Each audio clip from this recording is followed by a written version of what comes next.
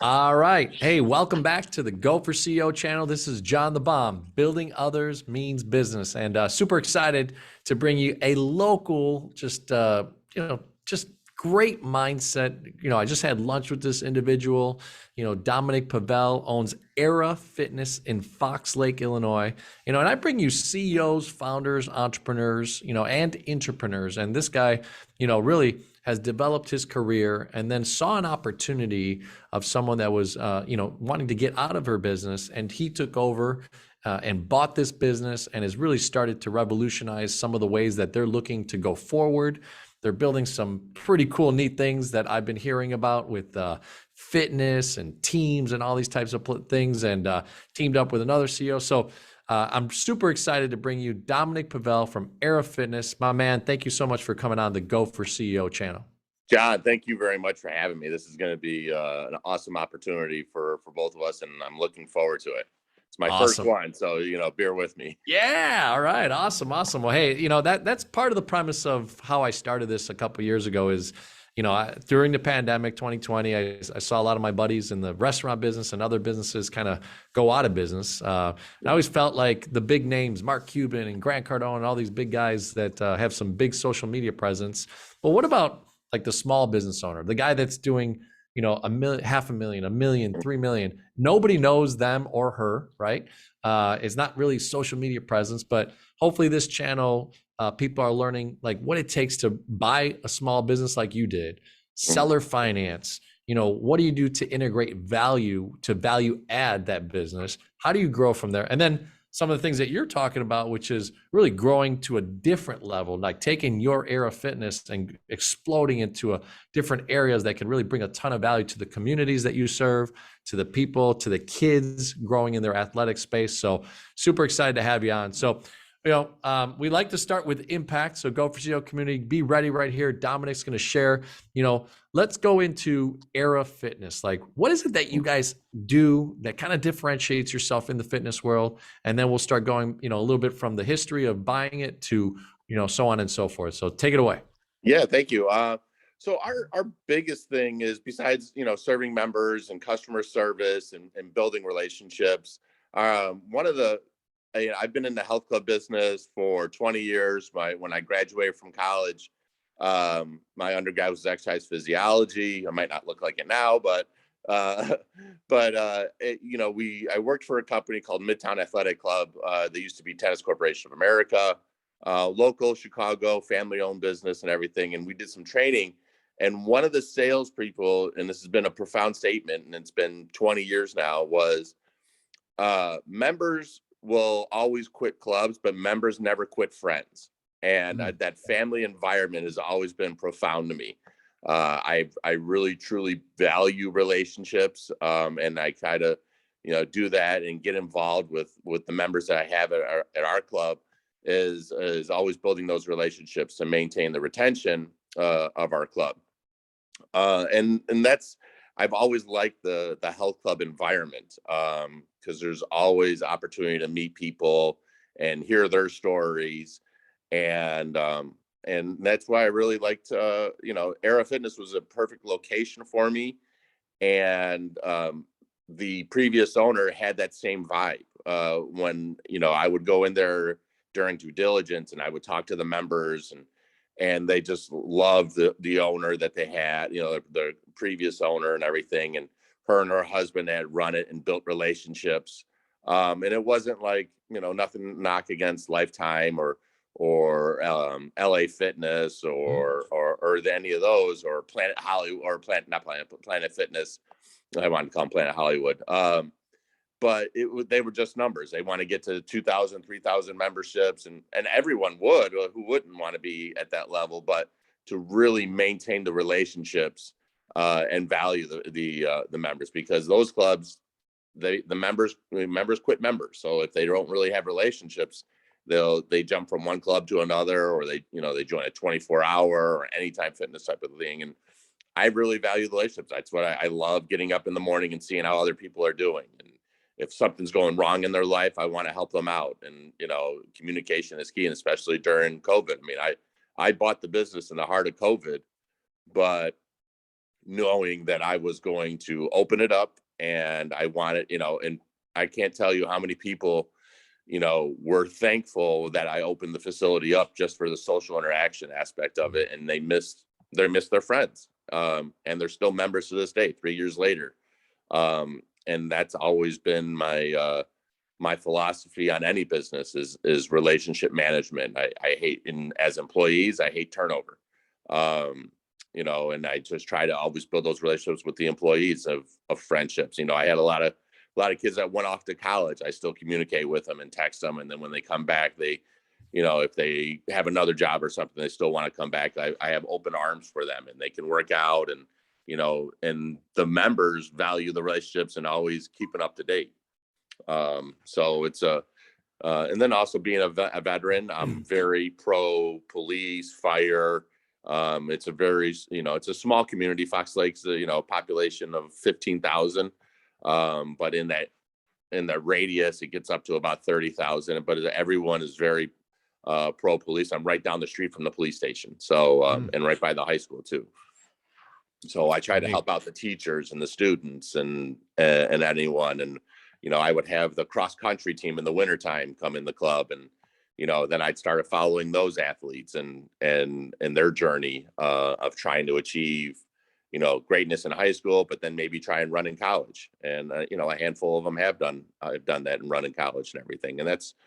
And kids always like to hear, coaches we're old, we get old. So, we can't do it anymore, but the kids always love to hear us following back up with them and checking it up on them, and, and seeing how well they're doing or if they're struggling, and, always giving them that positive reinforcement to know, okay, use this opportunity to, your overall goal is you're not going to be able to run for the rest of your life. It's, but you can use that opportunity in athletics to develop you as a student, as a person. And, and then when you go on for, like me, I played in high school. When I was in the Army for 4 years, I was on the all Army basketball team. And, and, you still have those relationships, and that's what's most important. Is no one will remember the wins and losses, but the relationships that you have and the friendships that you build is what's really most important. I coach travel basketball and coached in college at Oakton Community College,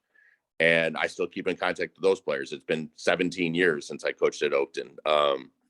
And that's what's really most important. That's why I bought this health club, because I wanted a small community based business to build relationships of, where I live, and, and the other communities around it. Nice. Well, look, I mean, I love how you start off, right? People or members quit memberships, right? Mm-hmm. Members don't quit friends and community and the things that you've been able to build. And how cool is it that you coach for quite a long time, junior college, high school, team atmospheres. And then you bring that mindset into a business that had kind of built that culture. And then you take over and it's seamless, right? You can kind of integrate into a community, integrate into a business, and then take it to another level. So tell us a little bit. I want to go into, because a lot of times as a small business owner, maybe you're an intrapreneur mindset before, right? And you become an entrepreneur, and you didn't found this, but you led to the next generation, right? So what are some of the ways that that you started thinking about the type of business? And then also I'd like to get into, how did you creatively get into this business? Because it's really neat. A lot of people don't know about seller financing. A lot of people don't know that business owners may be out there just thinking like, man, I can't get out of this business because maybe there's someone inside of it that can't buy it, or it's not enough money out there, but maybe a seller finance potential. So I'd love to kind of go into that aspect of it. Yeah, of course. So the owner, I had gotten to know her and her husband through just networking. They owned a couple other small businesses and stuff, and sadly to say, her husband passed away, and that was something they were doing together. So her kids were getting older. That wasn't really her passion. So, but she was older. She's in her mid-50s. So she reached back out to me wondering if I was still interested. And I went over to her house. We, cracked open a bottle of wine and, had a couple drinks. And I'm like, look, I go, I'm not looking to go anywhere. I'm not gonna, I want to build this for. I have another plan to build a multi-sport facility, and I go, what better way for you to have residual income than, finance this business? I'll pay you monthly. We worked on the rent, and then I financed the equipment and her business, and we came up with a number. And I'm like, no other place can you really use this asset to create residual income for yourself. And if you're, speaking about retirement or thinking about retirement and everything, and she loved that idea.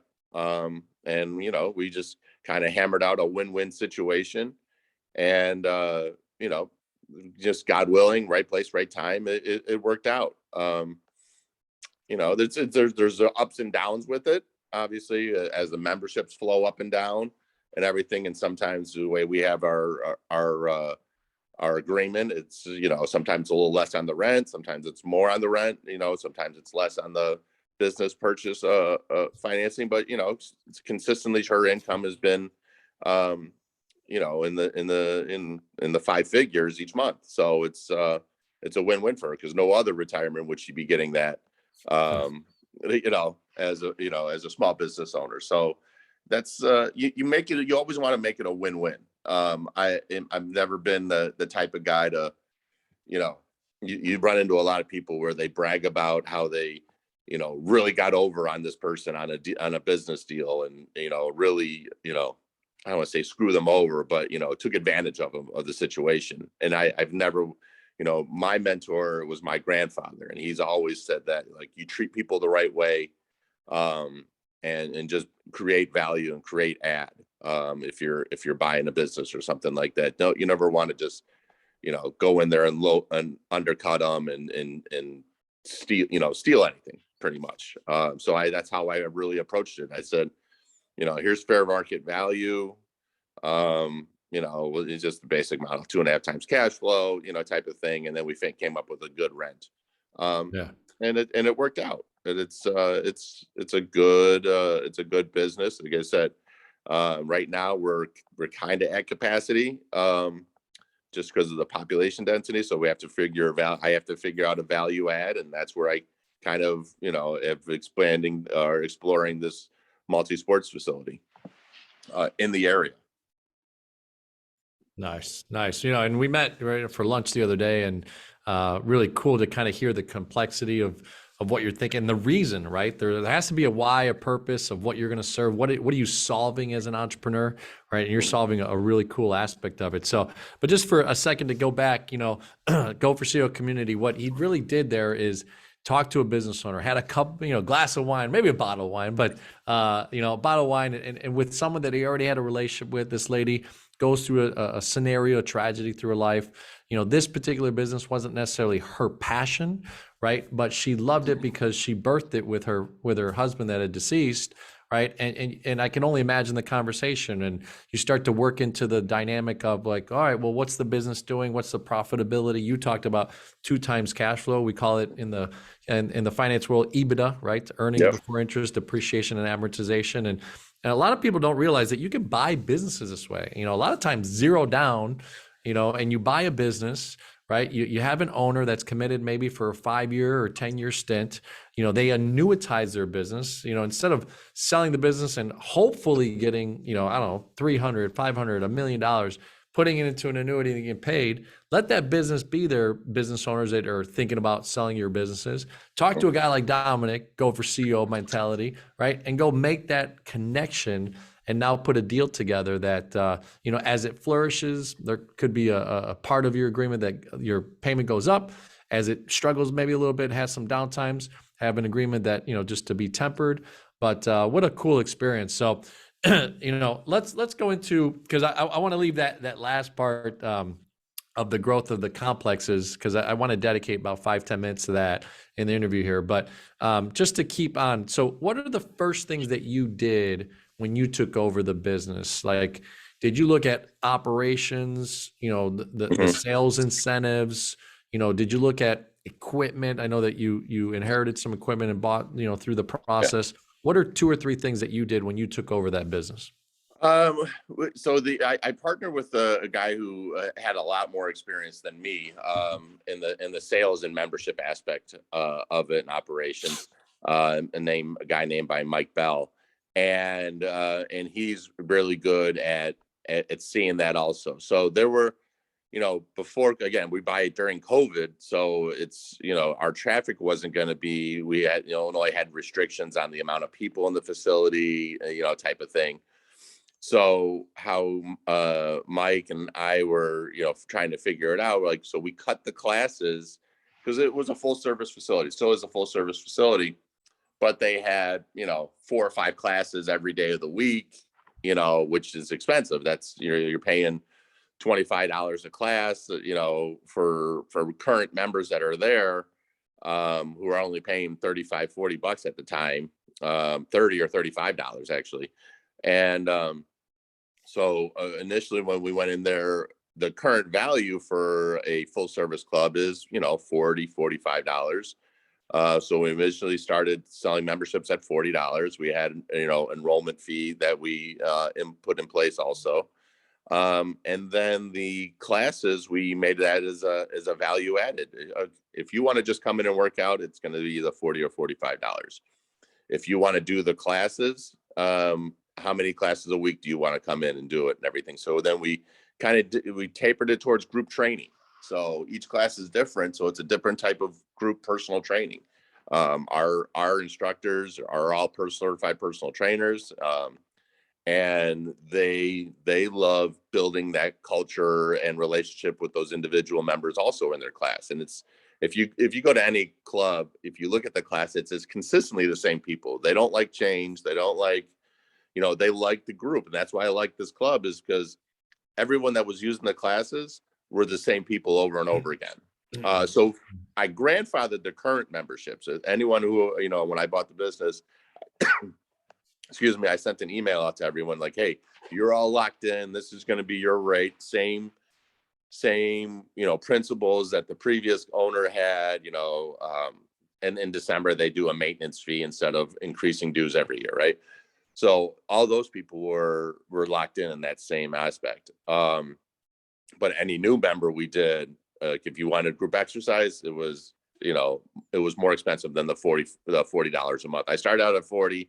Year 2, it was up to 45. This year we're doing $50 a month for the membership. And, depending on the individual, we don't want to, obviously you never want to say able to walk out the door. So I do, give them breaks. I'll waive the enrollment fee. I'm like, well, if you can't afford 50, how about 40? And 7 times out of 10, they appreciate that. You're still saving them money. And that's how I always view all the memberships. Like, I want you to be in here because you want to get healthier, you want to work out. And then I always, as I tour them, I introduce them to members. And, I remember there's still a member there raves about the club because it's just that family environment and that culture, which is key I think for any business.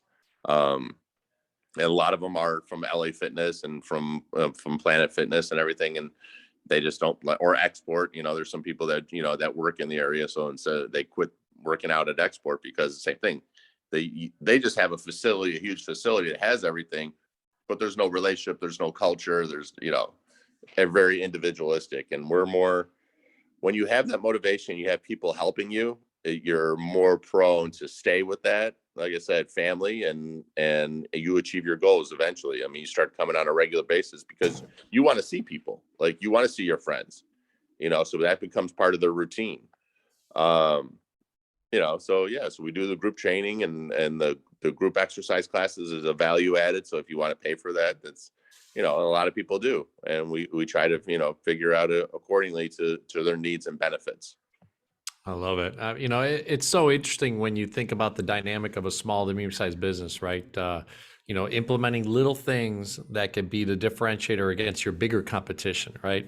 I'll just put it out there. I mean, we had lunch. I shared with you, one of the things that kind of got me away from one of the bigger ones is the cleanliness, right? Mhm. You know, you mentioned, and I'll just kind of promote you because you said it, and you know, like you guys pay attention to the cleanliness of the location, right, of the gym, and you know the barbells and the bathrooms, and you know you have showers at your place, right? So that, you know, that could be tedious to clean up, and the labor to want to do that, right? So you, what a great culture that you shared at our lunch. So, you know, so marketing wise, you know, so you get in, you know, you said you partnered with a guy that kind of had that mindset of understanding the sales side of things, the memberships, and you've been able to maintain or even grow that from the 3 years ago, right? Mhm. So when you think about marketing and how you're marketing your business at this point,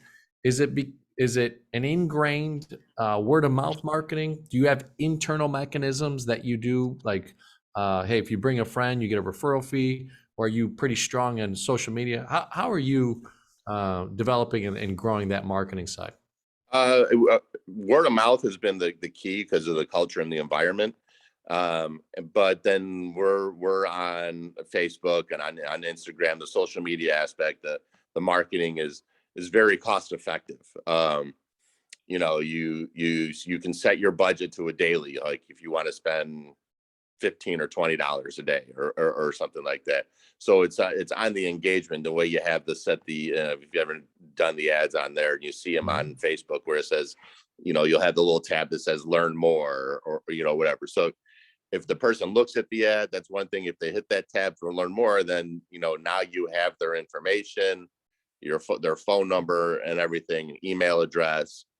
And then usually by the way we structured our ads is that they're setting up appointments anyway for themselves if they want to get more information.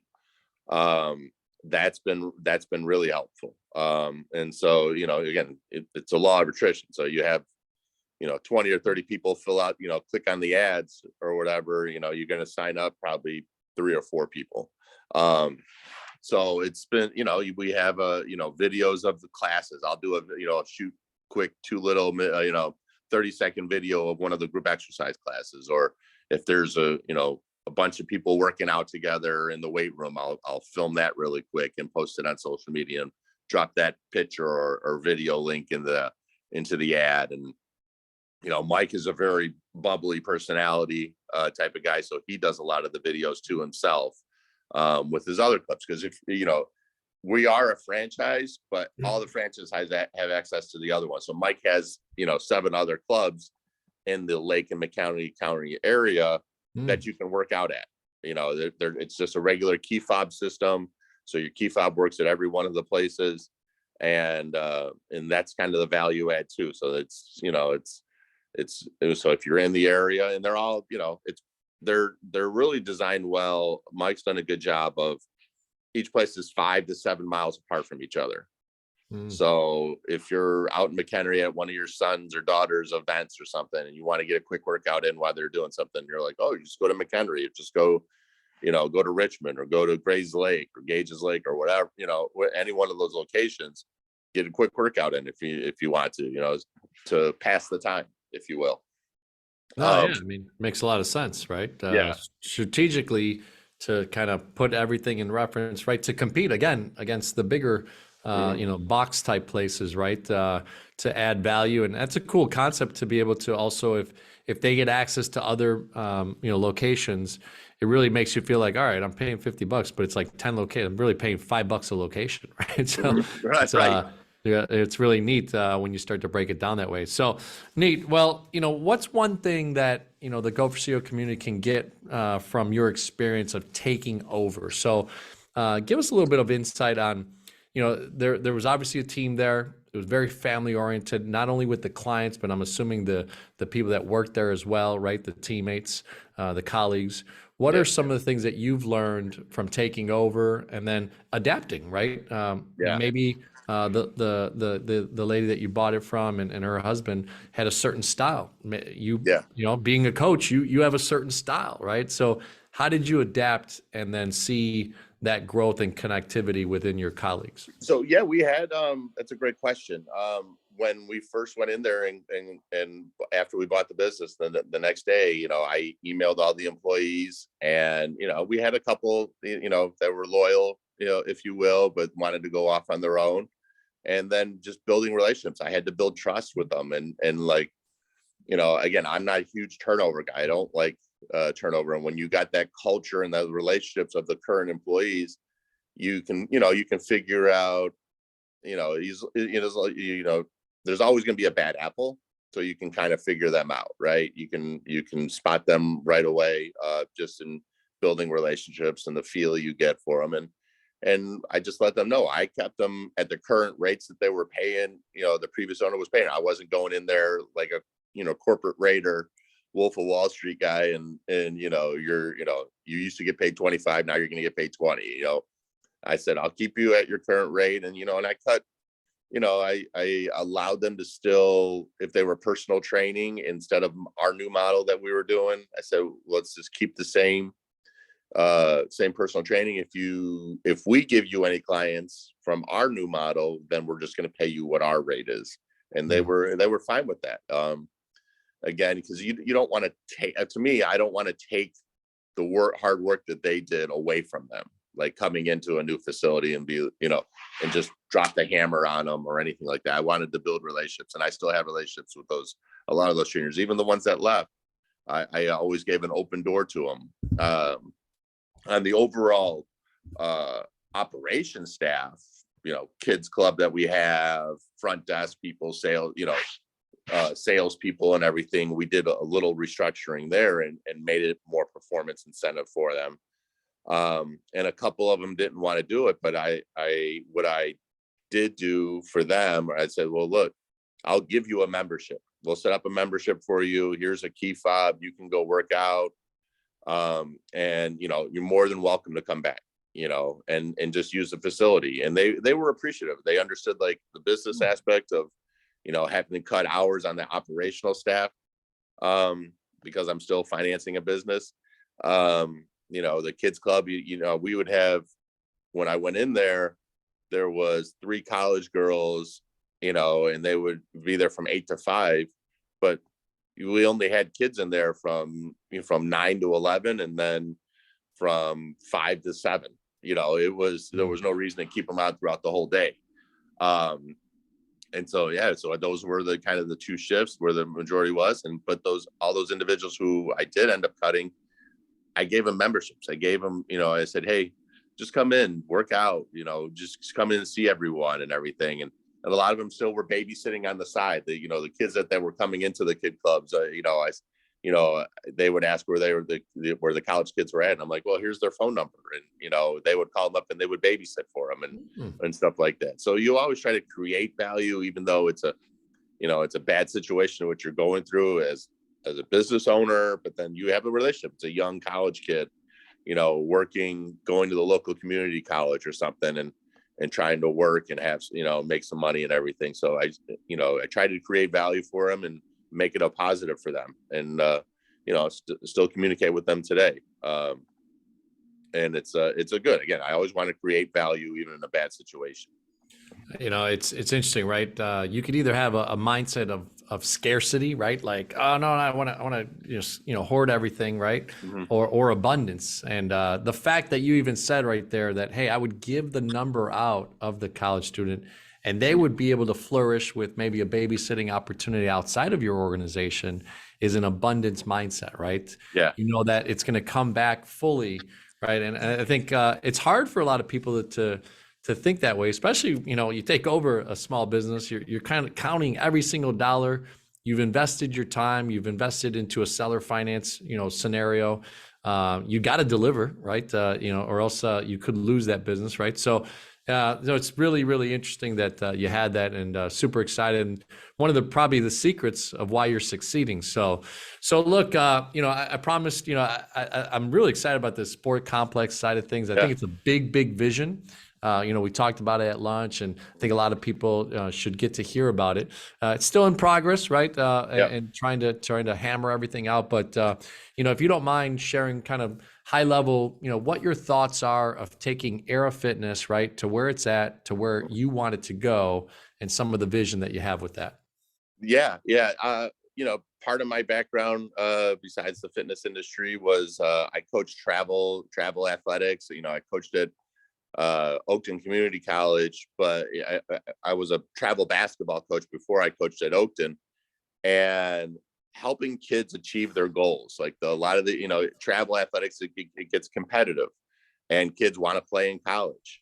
Not everyone's a Division I basketball player. 99% of the kids that you coach are Division III or Division II or JUCO kids, depending on their grades, but they still love the game. And they want to use that game as an opportunity to get to college, to get into a college.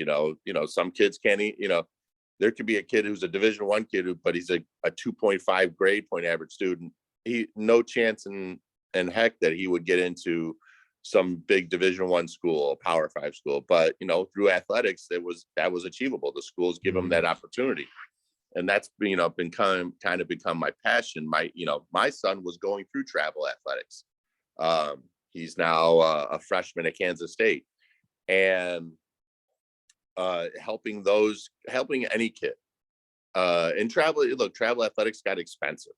It's $2,000, it's $3,000. Cheerleading and gymnastics is off the charts. Now, those are two sports that we're not looking to get into just because of we won't have the facility for it. But there's always a way to make it affordable for everyone.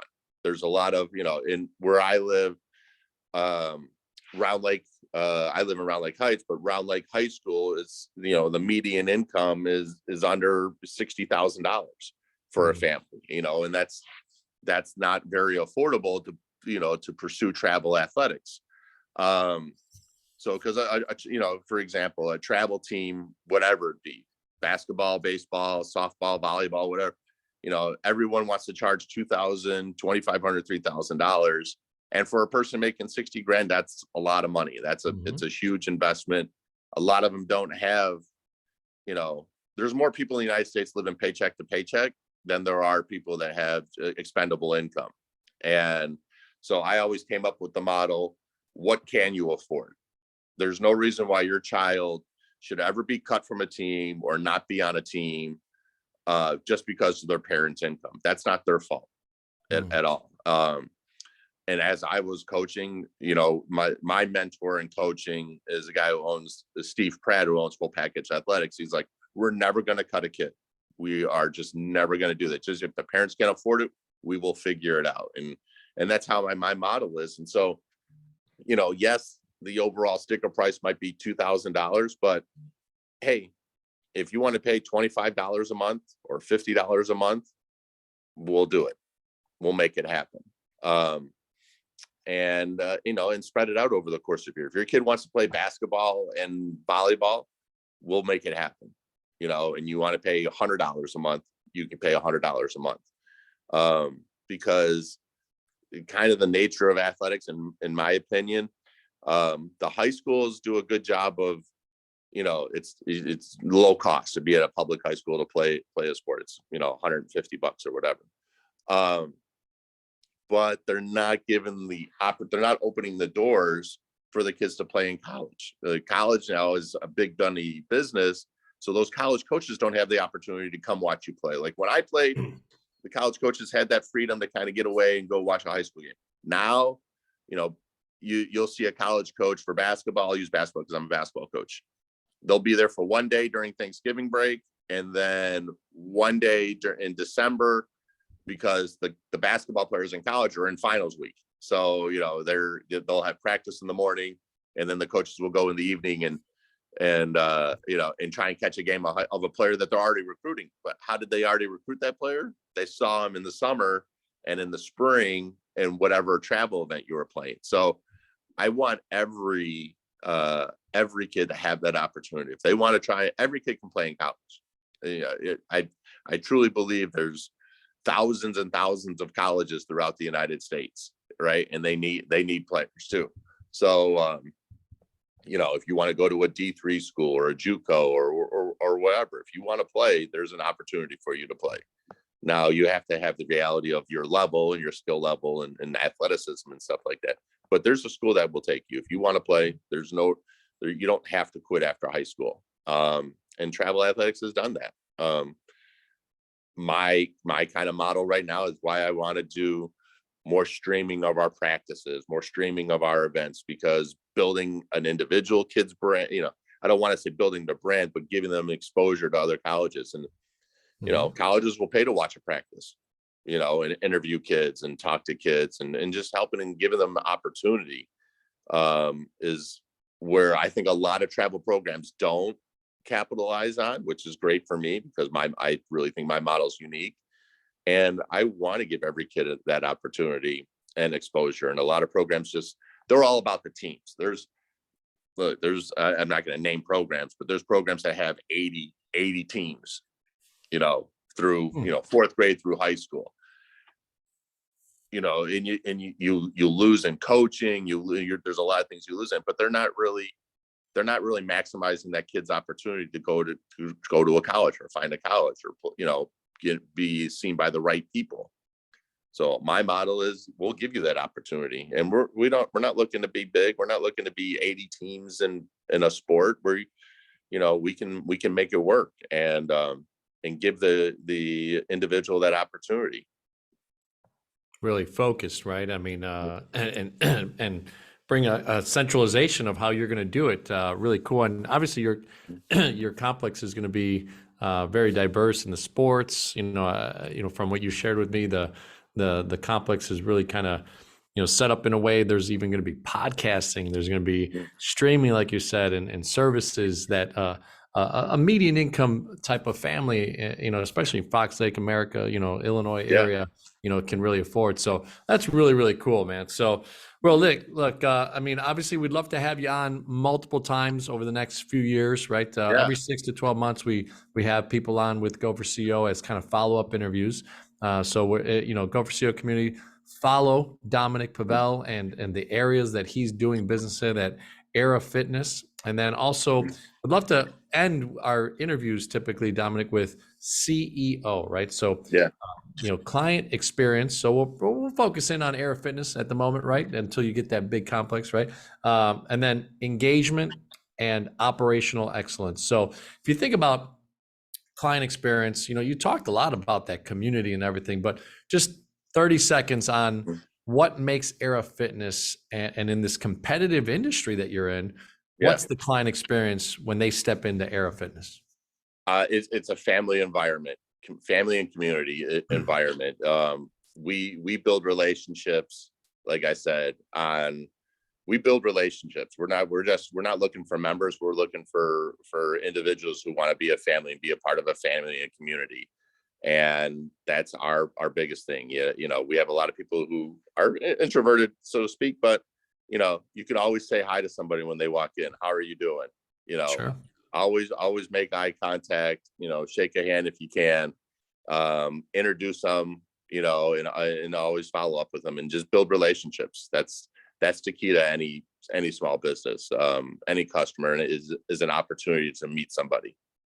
Awesome. And, this will probably parlay into that. So I'm curious how you're going to answer this, but engagement, right? I used to say employee engagement on these interviews, but it's really engagement in general. It could be your vendors, the children that you coach, the members that you have, the teammates that you work with, right? So what is a top reason, another 30 seconds of just how and why people engage with Dominic and Era Fitness?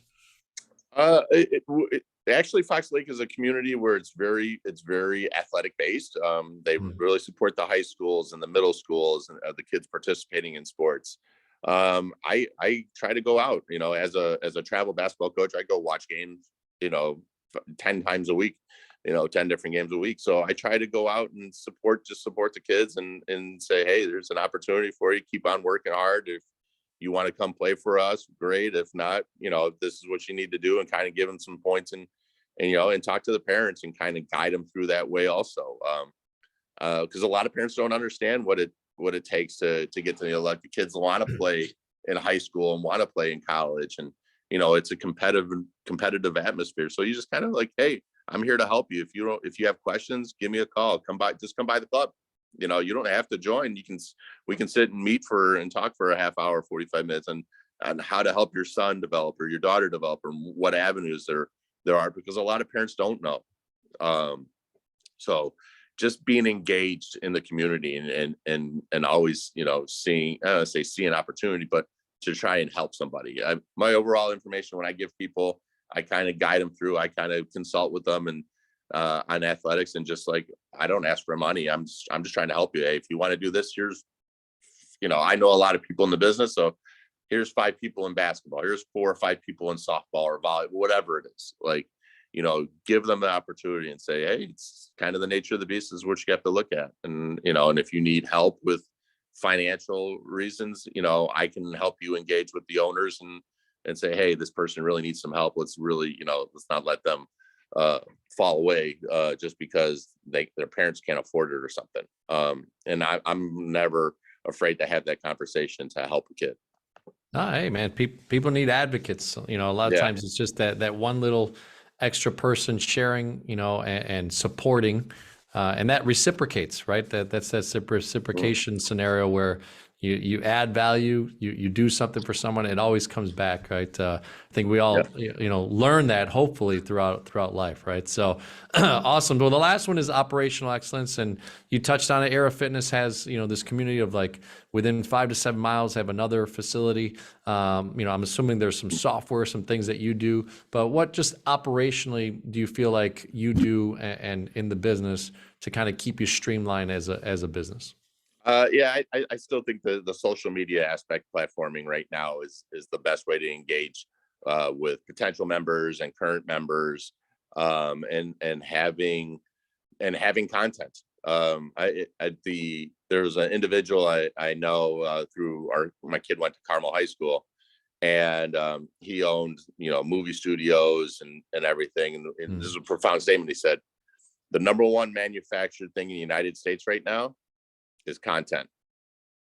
Anything in the United States, you think about cars, you think about widgets or whatever is being manufactured right now. The number one thing in the United States is content, whether it be TV, whether it be this podcast, whether it be, that's the number one thing. That's how we view our social media platforms is we're going to get out there and we're just going to build relationships with you through social media, whether it be Snapchat, Instagram, Facebook, you know, whatever it is.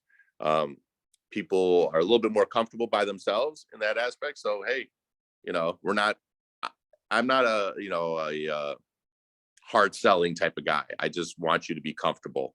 And so, you know, our ads are very open and welcoming in that aspect of it. And we just want to build relationships, even if it's, you know, if you don't want to join, that's fine. Well, you know, I'll help you whatever you need.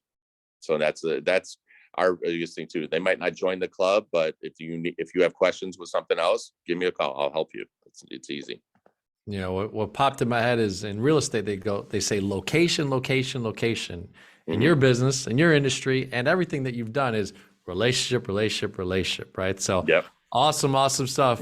Well, hey, Dominic, thank you so much for chopping on in the Go for CEO channel here, you know, community. Tell them, you know, how to reach you, hopefully your website, you know, what's the best way to interact with you? Obviously, if you're in that Fox Lake area, you know, how to come to Era Fitness and be a part of the community that you built. Yeah, so our website is era, AIRA fitness.com/Fox Lake. My Twitter is @dpavell, Pavell. Facebook is Dominic, Dominic Pavell, and I forgot my actually Snapchat one. Right, my Instagram is Dominic Pavell, also @dpavell.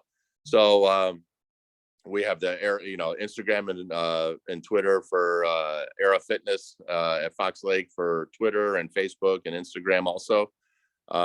And come check us out. You know, come you shoot me a call, shoot me a text. John, you got my number, so you know, feel free to give it out and have somebody text me with any questions. Awesome, brother. Well, hey, thank you so much. And ladies and gentlemen, sometimes I forget at the beginning, but here it is. You know, subscribe to the channel. You know, it's Go for CEO. CEOs, founders, entrepreneurs, intrapreneurs, people doing stuff inside the community. Worldwide, we've had people from Ireland, from Australia, from the United States, obviously Canada. So a lot of great businesses that you just don't even know about. There's 23, 27 million in the United States alone. Get alone, you know, think about it worldwide. So Thanks, Dominic, for being a Thank part you. of the Go for CEO channel, my friend. And Thank you we'll for the have you on opportunity. soon again. Yeah, absolutely. Take care.